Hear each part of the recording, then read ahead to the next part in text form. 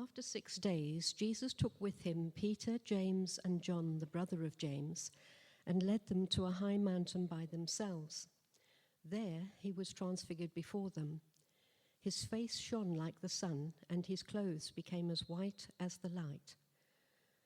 Just then there appeared before them Moses and Elijah talking with Jesus.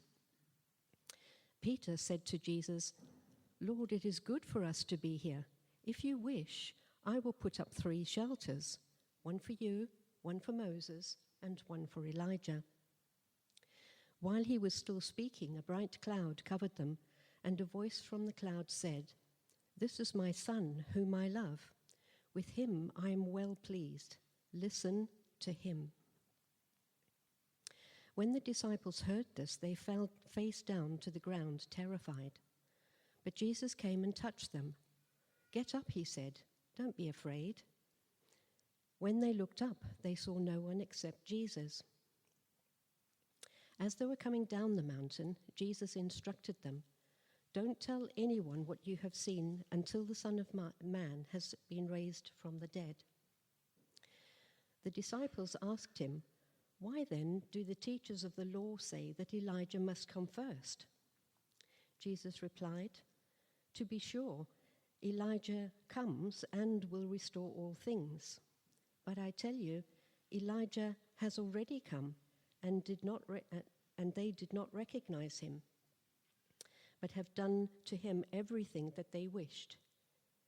In the same way, the Son of Man is going to suffer at their hands." Then the disciples understood that he was talking to them about John the Baptist. When they came to a crowd, a man approached Jesus and knelt before him. "Lord, have mercy on my son," he said. "He has seizures and has suffered greatly. He often falls into the fire or into the water. I brought him to your disciples, but they couldn't heal him."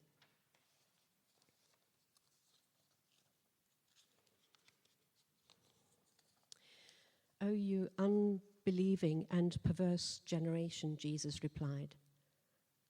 "How shall I stay with you? How long shall I put up with you? Bring the boy here to me." Jesus rebuked the demon, and it came out of the boy, and he was healed at that moment. Then the disciples came to Jesus in private and asked, "Why couldn't we drive it out?" And he replied, "Because you have so little faith. Truly I tell you, if you have faith as small as a mustard seed, you shall say to the mountain, 'Move from here to there,' and it will move. Nothing will be impossible for you." When they came together in Galilee, he said to them, "The Son of Man is going to be delivered into the hands of men. They will kill him, and on the 3rd day he will be raised to life." And the disciples were filled with grief. After Jesus and his disciples arrived in Capernaum, the collectors of the 2 drachma temple tax came to Peter and asked, "Doesn't your teacher pay the temple tax?" "Yes, he does," he replied. When Peter came into the house, Jesus was the first to speak. "What do you think, Simon?" he asked. "From who do the kings of the earth collect duty and taxes? From their own children or from others?" "From others," Peter answered. "Then the children are exempt," Jesus said to him. "But so that we may not cause offense, go to the lake and throw out your line. Take the first fish you catch, open its mouth, and you will find a 4 drachma coin. Take it and give it to them for my tax and yours."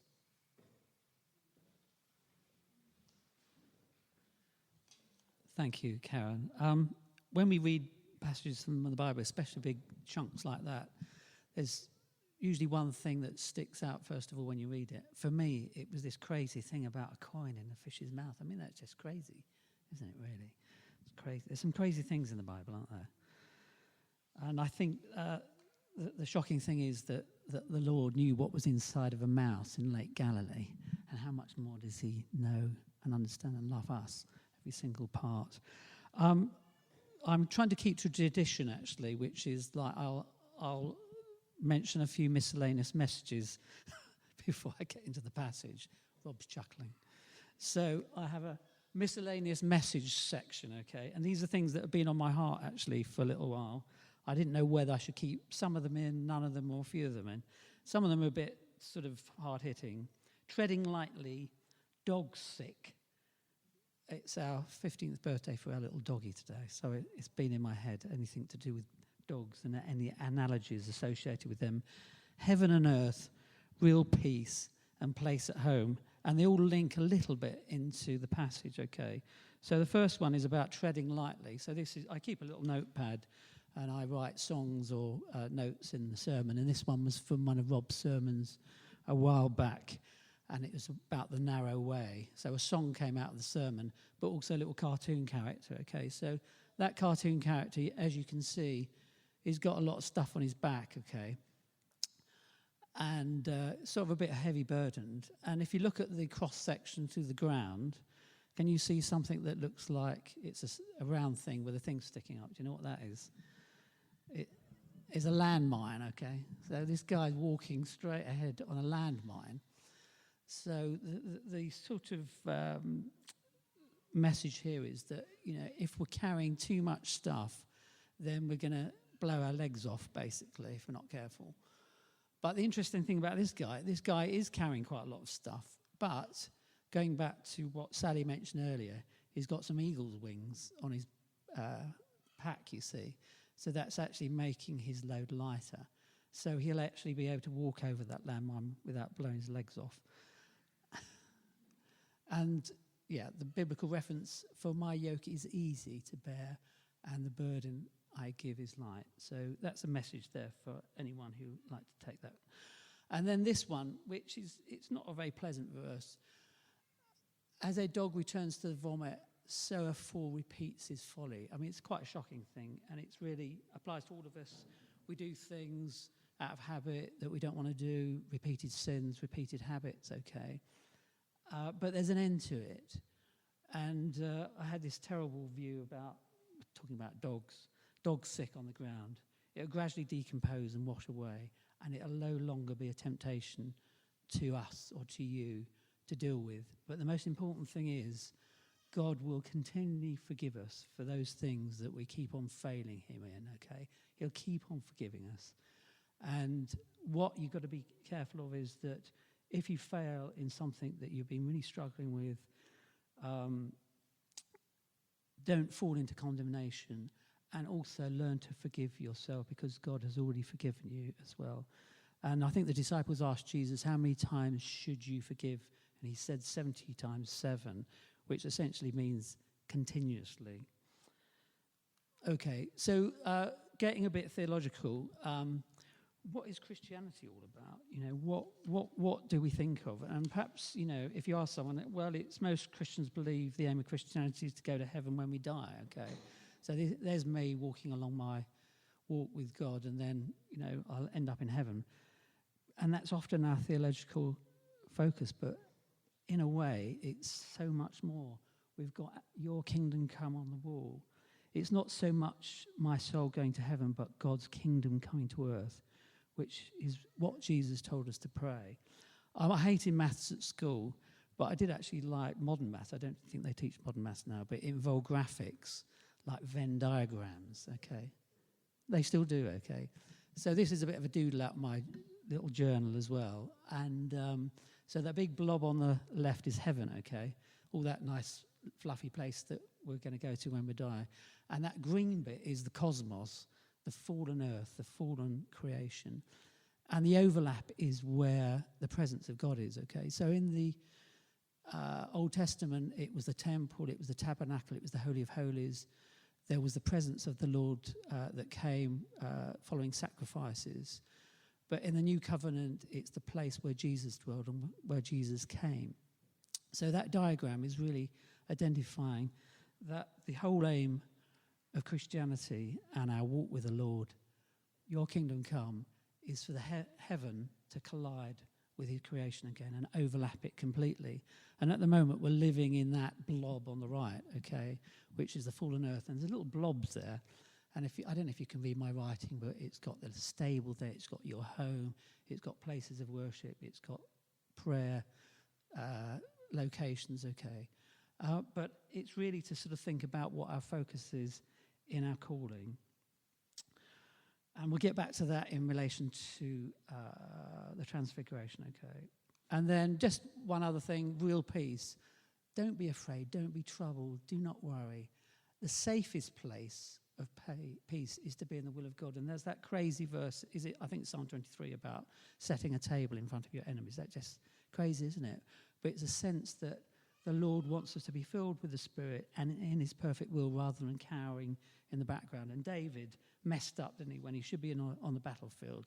And then he effectively committed adultery and murder, effectively, as a consequence of not being in the place where the Lord wanted him.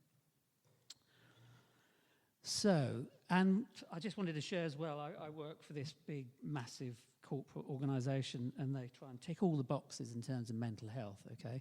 And we have mental health first aiders. What? It's crazy. And, you know, there's a waiting list to become one, which is a bit odd. And you get a green lanyard, and then, you know, if you're in a desperate state, you obviously tap on the shoulder of someone who's a mental health first aider, and then hopefully or supposedly or whatever, they sort you out. But I think, you know, the Bible is filled with so many treasures about how we should live. We talk about health and well-being, positive thinking, mindfulness, and people sort of go down rabbit holes in terms of finding out how they could get the most peaceful state of mind. I just wanted to quote this, actually. I thought it was quite profound. This is a Harvard professor, Robert Coles, who pointed out very clearly the ethical teachings of the last 2,000 years are simply footnotes of the Sermon on the Mount. It's already there. And, you know, secular sort of thinking is sort of trying to rediscover that, hopefully. The last miscellaneous messages is what I call the theology of place. I think there's only one book that's been written on this, which is quite bizarre, really, but it's quite important for us. When I was in Scotland, I belonged to a fellowship, and they used to do spiritual spring cleaning of people's homes. So if you were going to move into a new house, we'd all turn up, and then we'd have a bit of a party, and we would open all the windows, sort of prophetically, and usher out everything that had gone before in the house, and ask for the Lord's blessing on it. And I don't know what you think about that, you know, sort of theologically or spiritually. I moved into this really old house in Woolwich in the 1980s, and there was something about it that wasn't great. It had a long history. It had been a brothel, it had been a hospital, it had been various other things. And when I first moved in, it's a lovely flat actually, but every night something hit me on the head spiritually. It was like a presence that wanted to get into my head. And we didn't do any fancy stuff like invite the church round and start playing loud worship songs or whatever. But my little fellowship, which was Ichthus at the time, prayed about my flat, and it went completely, and I had a sound night. And that flat was like a sort of refuge. It was like a place of peace and sanctuary as well, following that. And I just wanted to make sure that all of us worshipping here, when you go home, you have peace in your home as well. And if you don't, then there's an opportunity for us as a fellowship to help you through that. Rob, you want to say something? Absolutely. So that's a good thing to do. I don't know how you find different places. Some people are more sort of sensitive to this, but some places it's easier to pray than others, which is an interesting sort of perception as well. The slide I've got here, there's a website, I think it's called wells.com, ukwells.org. So this guy, I think he worships at St Paul's Onslow Square, and he's done a database of the whole of the UK for all the places where there's been a move of the Spirit, where there's been a revival, where there's been a significant sort of impact on society. And Barnet actually is listed. There's 2 entries for Barnet. I'm not sure if you're aware, but there was a sort of revival in I think it was the late 19th century through Christ Church, through Pennyfather's testimony there. And there was lots of amazing things that the Salvation Army did in Barnet. But I suppose that for us, what I like us to be is that our homes are like well springs, okay? So there's something that comes out of our home that impacts our neighbours and all the people that we love. So I better get on with the Transfiguration, or I'm going to get into trouble for overriding. So the Transfiguration. So Karen read the whole passage. The Transfiguration is the first 2/3, so I'm only focusing on that. And I'm going to try and sort of go through the passage with regard to a painting as well. I don't know if anyone actually uses Transfiguration in modern parlant speech or whatever. I can't remember when anyone would have ever used it. And we have quite a few words like that within church, big words, which take a bit of unpicking. I make no apologies for quoting the Message, which really puts it very succinctly with regard to Matthew 17, verse 2. His appearance changed from the inside out, right before their eyes. Sunlight poured out of his face. His clothes were filled with light. So in terms of church history, we're a little bit out of kilter with the day of the week, the month of the year. There is a Feast of Transfiguration. It's amazing. We all need to make up rules and regulations about when we do things. But the 6th of August is when people talk about Transfiguration in traditional church. Has anyone been to Israel? So I've never got there, actually, but I thought I'd provide a little bit of geography. So this is Mount Tabor, which is about a day's walk east of Galilee, and this is where the Transfiguration was meant to have occurred, okay?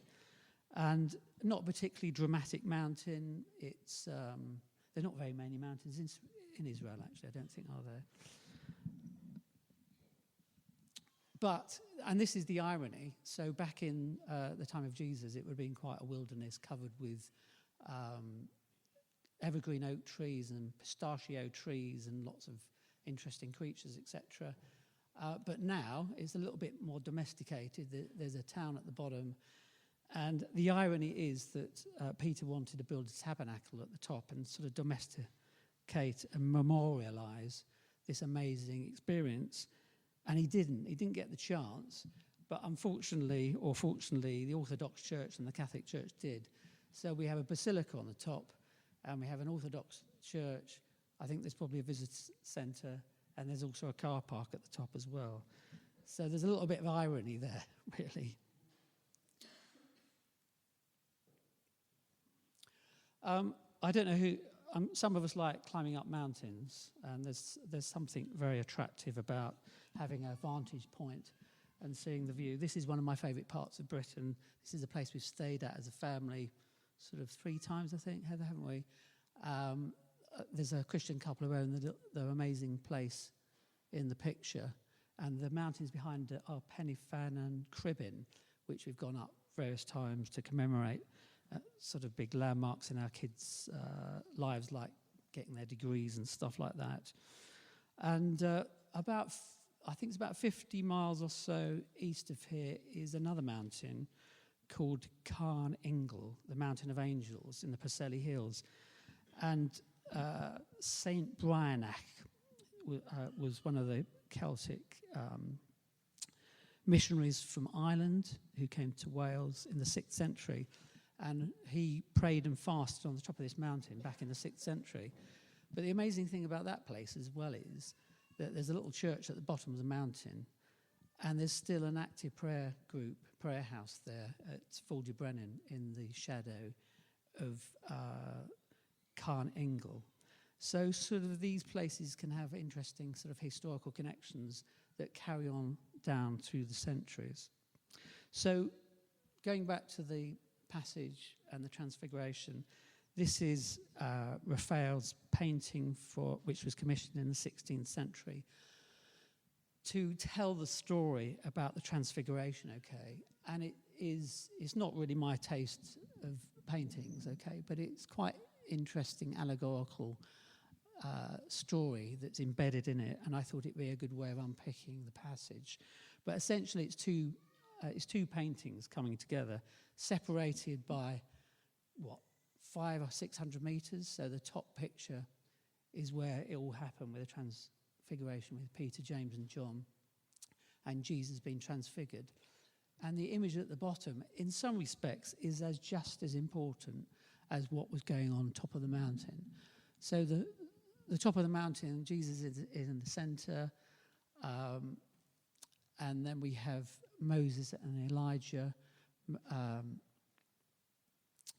and basically this episode is Jesus authenticating and fulfilling the Old Testament law and the prophets.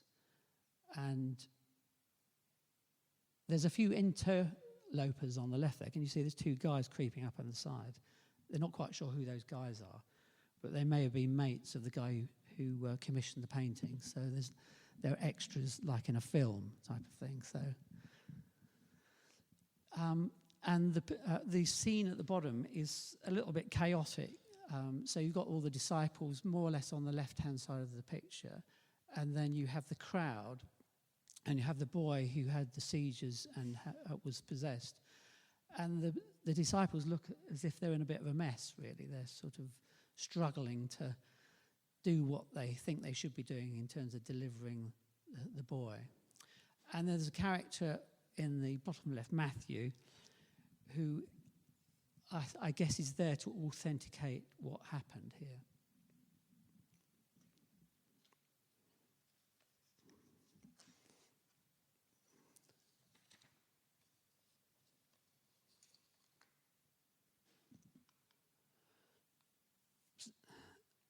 I just wanted to give a personal sort of, I don't think it's a testimony, I just wanted to tell you an experience that I had quite a few years ago when I was in my mid-20s.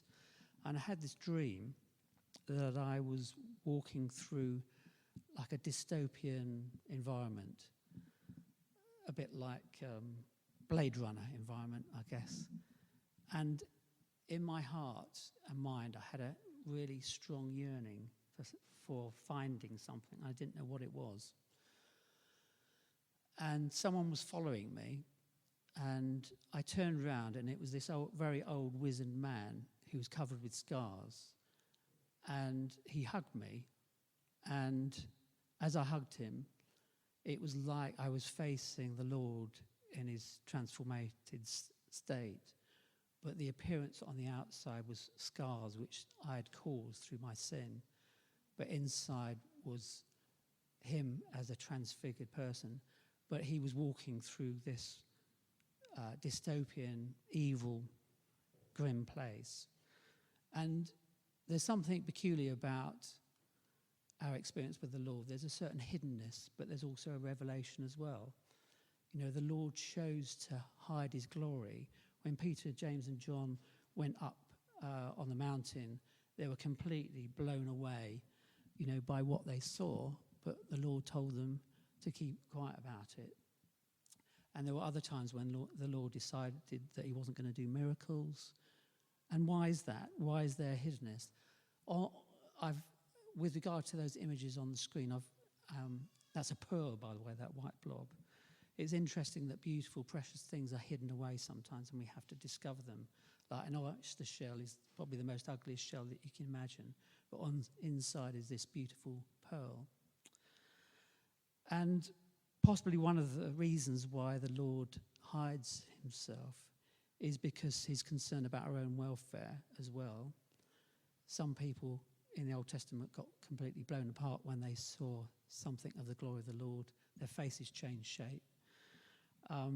But there's also the issue about free will as well. So if the Lord revealed all of his glory to us, we wouldn't have free will because we would know who he was. We wouldn't be able to choose him. And that's the point when he comes again, that every knee will bow and every tongue will confess that he is the Lord, even though they've denied it all their lives, because it will be irrefutable.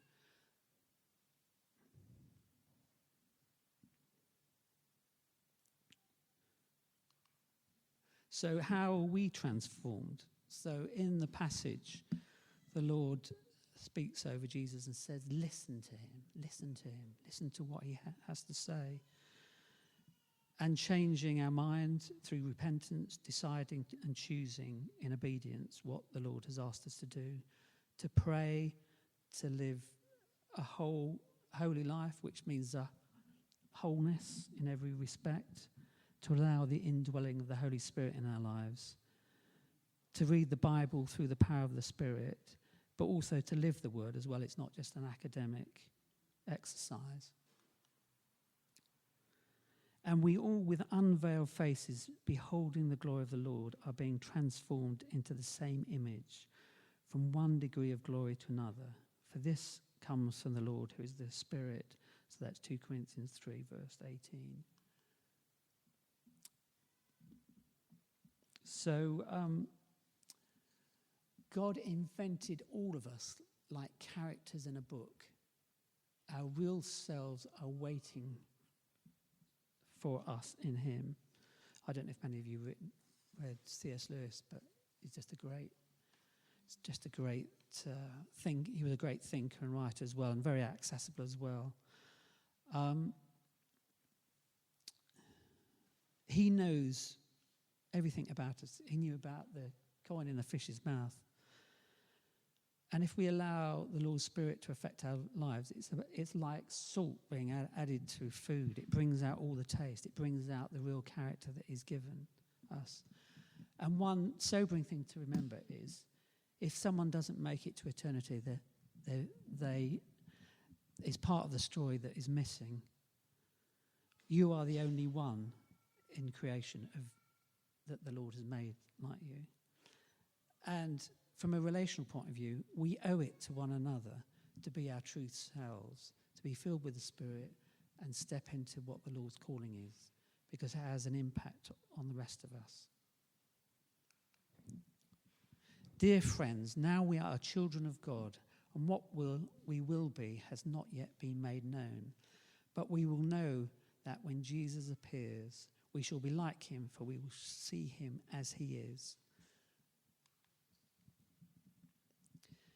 In a flash, in the twinkling of an eye, at the last trumpet, for the trumpet will sound, the dead will be raised imperishable, and we will be all changed.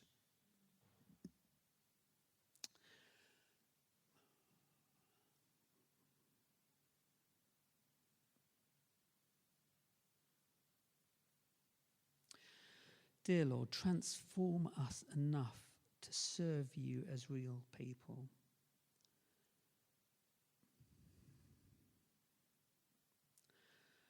Come, Lord, pitch your tent amongst us, amongst the vulnerable and hurting people of our broken world.